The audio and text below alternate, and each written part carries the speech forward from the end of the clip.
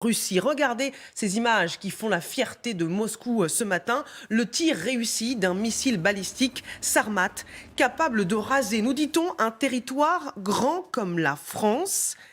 Est-ce une simple provocation ou un avertissement à prendre très au sérieux?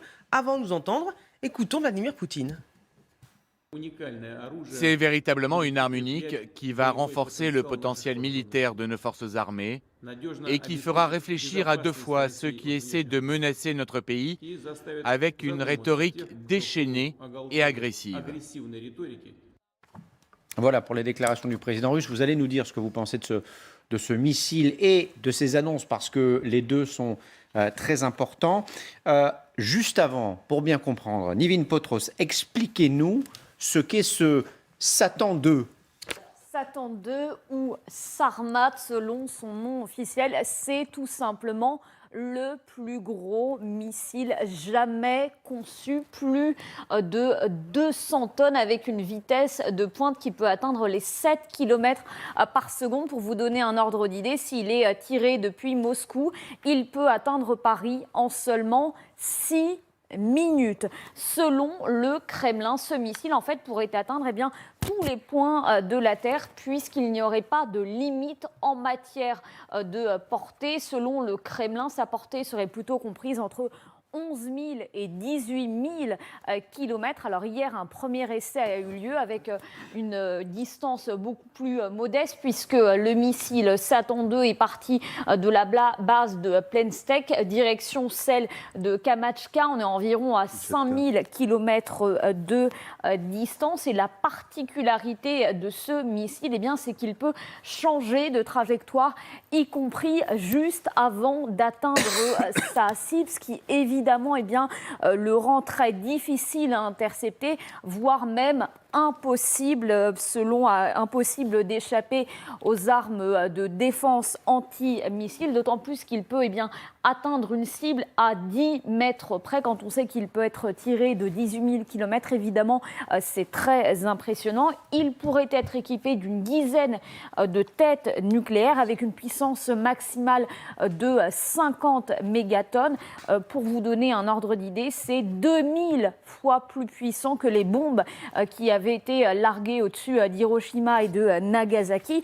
Alors, ce qu'il faut savoir pour l'instant, c'est que Satan 2 est en phase d'essai. Selon les experts, il faudra vraisemblablement plusieurs années pour qu'il soit vraiment opérationnel. Et puis, une autre précision qui a également son importance, ce projet, il ne date pas d'hier, il ne date pas non plus de la guerre en Ukraine, puisqu'il fait partie d'un projet plus global qui a été officiellement présenté en 2018.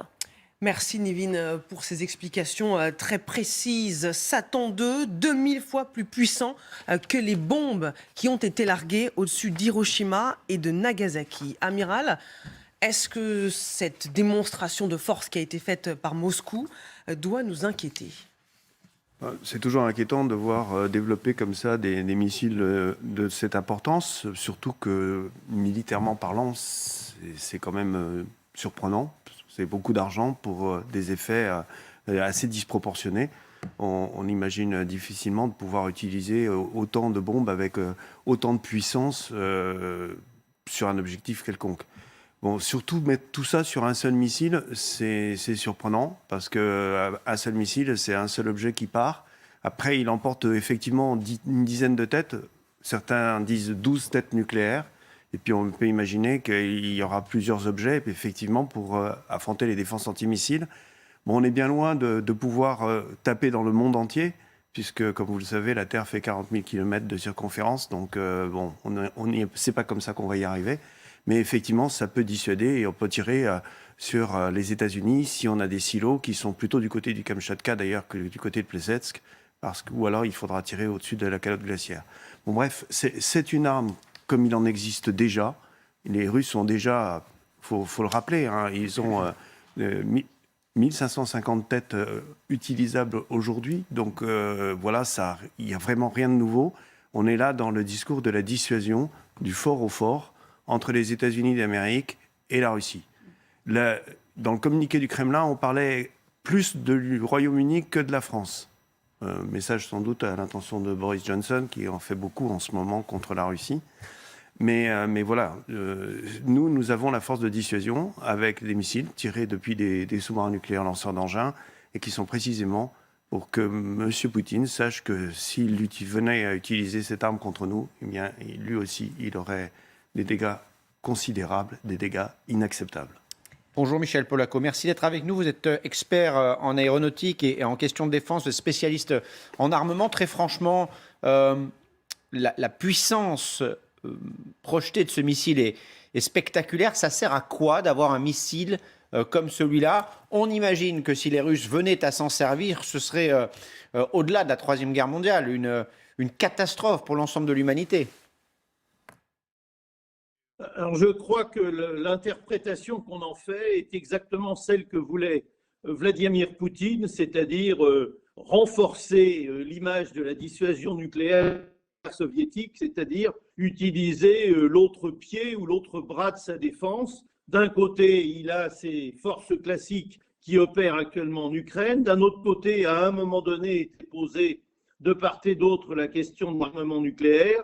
Et suite à un certain nombre d'événements, notamment le fait que l'OTAN et les Américains fournissent des armements de plus en plus efficaces et sophistiqués aux Ukrainiens, qu'ils fournissent des informations de plus en plus précises et intéressantes aux Ukrainiens, ce qui notamment a permis quand même de couler un croiseur.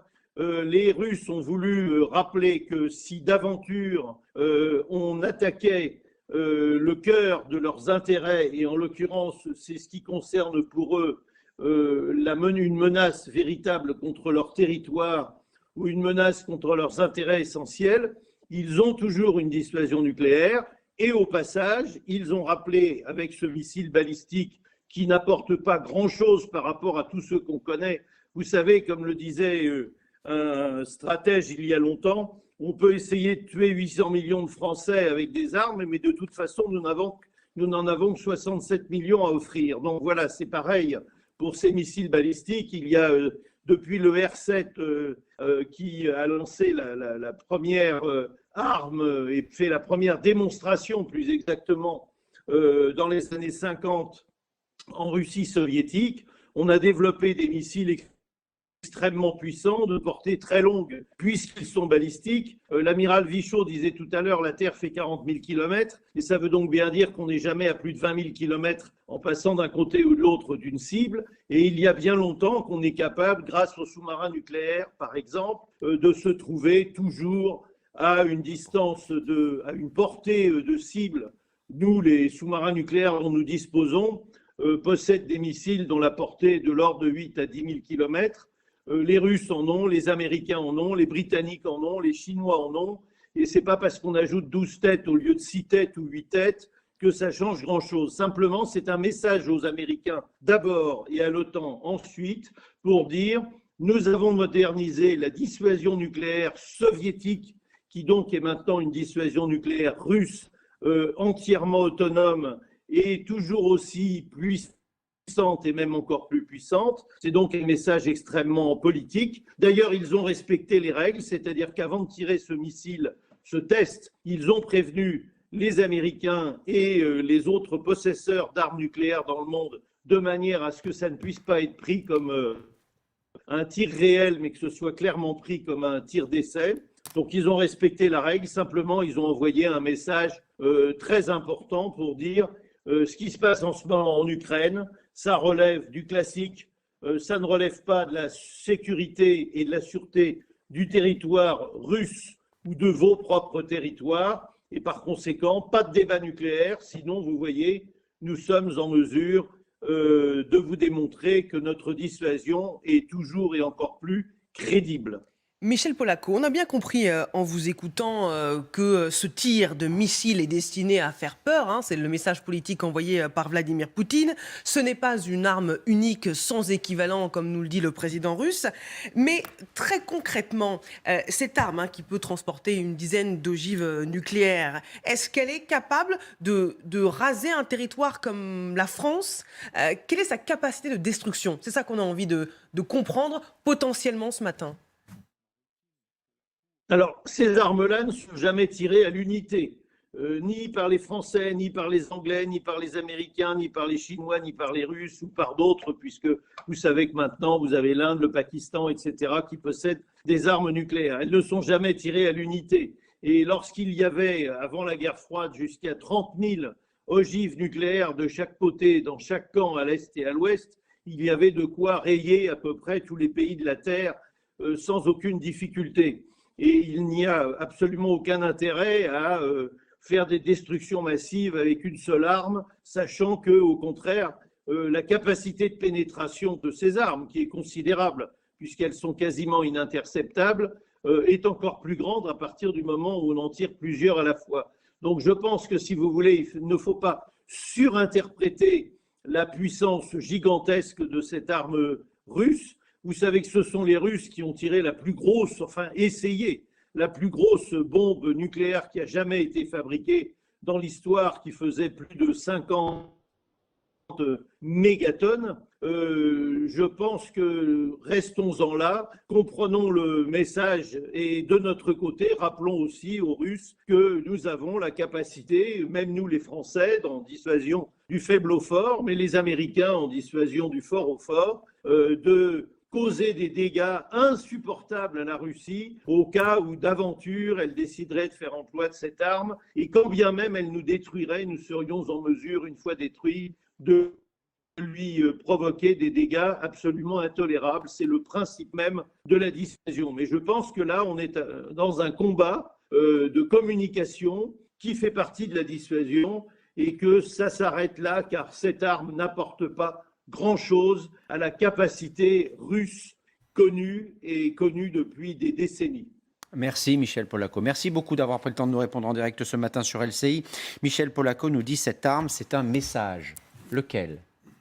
Là, nous sommes dans la parfaite démonstration de la 5e génération de la guerre, c'est-à-dire on utilisait toujours de moyens pour la guerre d'information, pour la guerre sur le terrain, en utilisant avec l'artillerie de différentes méthodes, avec les satellites, etc. Donc pour moi, dès le début, ça a été et ça continue à être un message qui est d'ailleurs dans la continuation du discours de Vladimir Poutine, lorsqu'il a dit il y a quelques années il ne voit pas le monde sans la Russie. Donc à mon avis, c'est un message pour raisonner peut-être les Occidentaux. Mais bon, pour le rappel, cette guerre, elle a été bien débutée par la Russie en violation de toute convention internationale et toute règle de guerre internationale. Il continue à le faire. Donc pour moi, c'est un message de peur, mais il avait compris que l'Occident, c'est ça en fait, de ça qu'il a peur, de nucléaire, donc il tape dessus.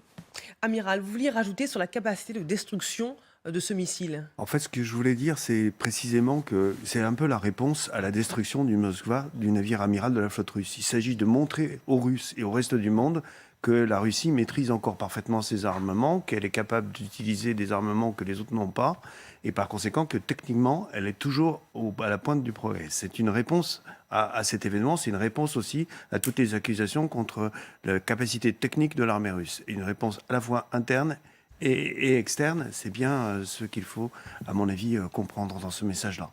Et puis, c'est de rappeler aussi aux Américains qui ont peut-être fourni, dont on a dit qu'ils avaient fourni les renseignements utiles pour couler ce croiseur amiral, que le chemin est étroit entre la Troisième Guerre mondiale et le soutien ouvert et affiché à l'Ukraine. Merci Amiral, vous restez avec nous évidemment.